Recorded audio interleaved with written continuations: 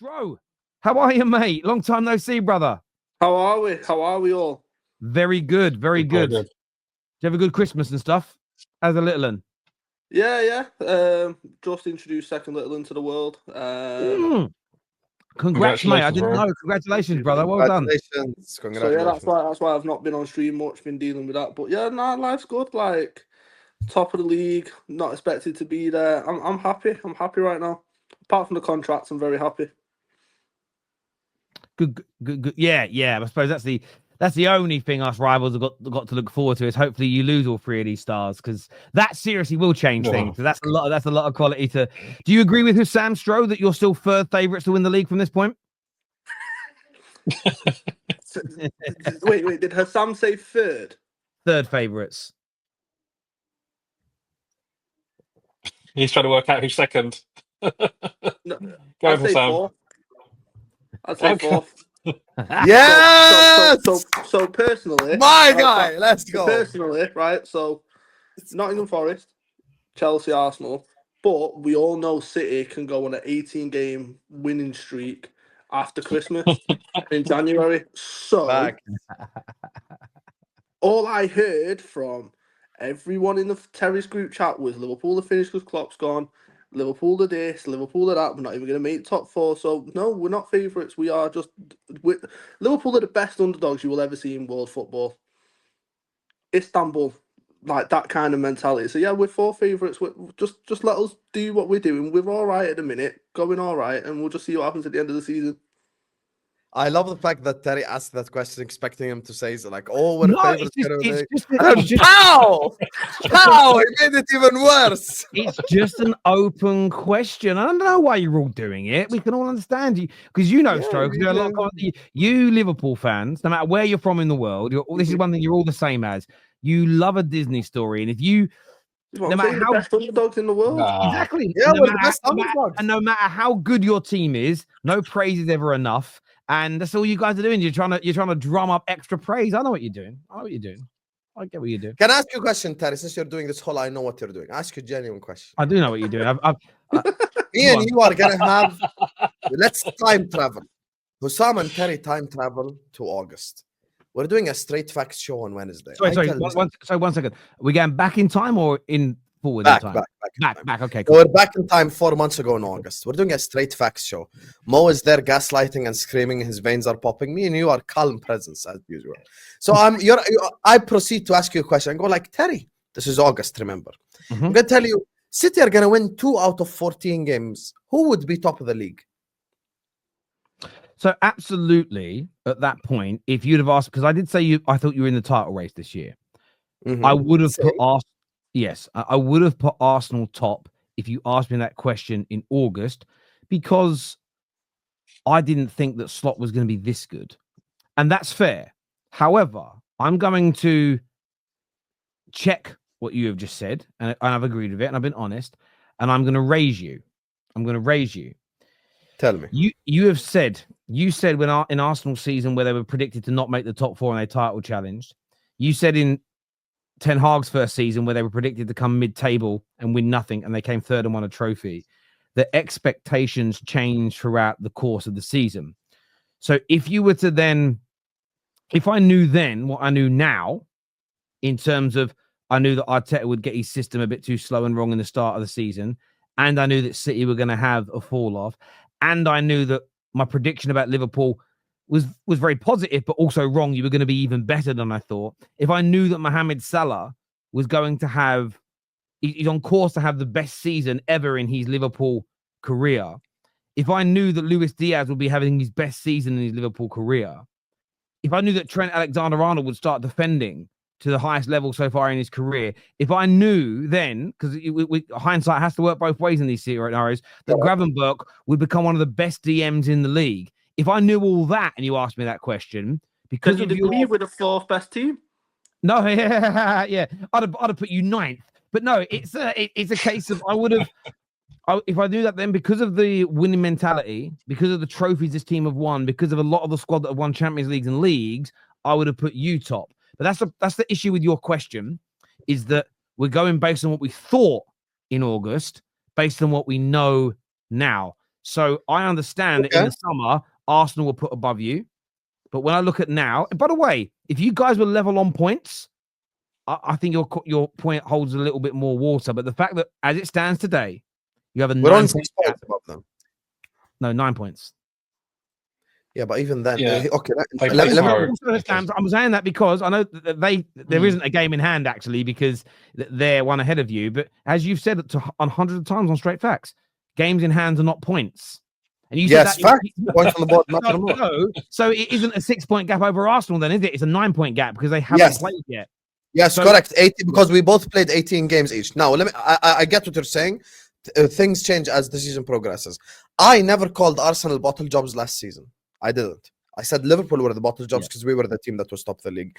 The year before that, I only called Arsenal bottle jobs because they were 8 points ahead in March. Now, if we were having this conversation in March 2025 and I'm 9 points ahead and we end up losing the league, that's when I tell you, yes, we bottled that. Yes, we should have won. Yes, we're favorites. But it's simply a matter of timing for me. I am not going to change completely my opinion in December or even January. I'm waiting for more of the season to progress. I'm talking about, late February, early March. The season progresses, and then I tell you, okay, now we're 9 points ahead, fair enough. There is that. Look, and I know it's always a bit of fun. There is that. And I saw something actually an Arsenal fan put on Twitter today that shows the league. It shows the league table as it is today, and then whether they've played those teams home and away. And like the lion's share of the teams they've played away are in the top half of the league, barring you. And all the teams they've played at home are in the bottom half of the league. So there is the irony is, though, this is what would happen. If I had your mentality, I'd get called an Arsenal twerker, but the same Liverpool fans that are putting the leopards in the tree posters, you're kind of caught in this sort of, someone said this about me. Terry wants us to do the we must thing, but that isn't the way I operate either. If you don't win it from here, okay, let me make sure I phrase this right. If between now and the end of the league you lose 12 games, I'll call that one might either collapse because that's just completely falling off planet Earth. If from this point you lose 4 matches and Arsenal were to win all their games and win the league, I don't necessarily consider that bottling it. Losing 4 games between now and the end of the season isn't abnormal. Winning all the other games is. So this isn't about me trying to set Liverpool fans up for failure. It's not really how I get accused of that's what I do. But that's just by people that can't debunk what I'm saying or don't have an answer to my arguments. I've said for a while now, you're marginal to favourites. I don't think you're sort of clear favourites by a country mile and it's impossible that you don't win it. That, again, I think that's as crazy a claim as saying you're 4 favourites personally. But I understand why people do it. Sometimes it's to make the story bigger and better. There's also a bit of self-preservation because you know what the online community is like nowadays. Like everybody just wants to rip into you guys won the league. I remember the show and everyone was calling in and bantering and saying stuff, and it's kind of how it is. But no, I do hear you, Hassan, where you're coming. It's a super chat here I want to throw to you guys. No expectations, that's why. I don't know what you mean. There's always expectations on Liverpool. They're too big to not have expectations on them. Mo, am an Arsenal fan and I love you. Who's Mo? Mo ain't on it. There's no Mo here, mate. There's no Mo here, bruv. If I'm new to football, trust me, I will be a Liverpool fan because of you fraud. I'm the only Arab here, so I'm assuming I'm Mo. Must be you. It must be you. I am not commenting on that. No, let's leave it to you guys. You can say. I admit something, guys. I own it. We have started a cult, and I'm proud of it because listen, people called me negative. Even I said we're gonna challenge. I said we're gonna challenge as the negative guy. The cult know themselves. We know what we are. We're the leopard in the tree nation. We're the leopard nation because we're just laying in the tree. We're just chilled. We ain't gonna have no one apply pressure on us. And we're having a great time watching some beautiful football today. I was playing Brazilian songs because I felt like I was watching 2002 Brazil today. I wasn't sure if we were challenged, to be honest. And the reason is because you're so toxic. The reason is because we went from a known quantity in Jurgen Klopp, right? World-class manager, top 2 managers in the world or top 2 managers in the league or whatever you want to call it. And the odds are that when you replace someone who's one of the best 2 managers in the world with somebody else, there's going to be a fall-off because he's just not as good. But actually, what seems to have happened is Arne Slot has been much closer to Jurgen Klopp than we thought potentially. We don't know the exact details, but affects like the new voice in the changing room, maybe freshening things up a little bit in terms of tactics, and maybe also in terms of the way we play, maybe not being as intense but being a bit more controlling. All that stuff has actually worked in our favour. And dialing sometimes less is more. Sometimes less is more. And obviously, I'm very, very pleasantly surprised. And I was also reluctant to big us up too early on, but I think the other factor is Arsenal are an exceptional team. They're one of the best teams in the world, 100%. But we know that City have been there and done it year in, year out for multiple seasons. And if City were where Arsenal are right now, I wouldn't be saying that the league is over just yet, because they're capable of they would be capable of putting exceptional runs together. And they've proven it in winning title seasons. And I think the difference is that Arsenal haven't done that. And that's why I say we're favourites now. I think we'll win the league. And at the same time, you can call it PTSD. Guess what it is? Football PTSD is a thing, whether people like it or not.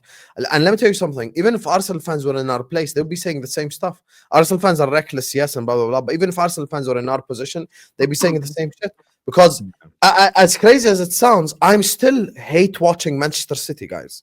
They're like, I don't know how many points behind us. I'm still hate watching Manchester City. I still want them to drop points because I just know that club is satanic and they can win 15 games in a row at any point in time. They can. This is reality. They can do this. Yeah, not at the moment. If you actually watch their performance today, they'll be happy with the win.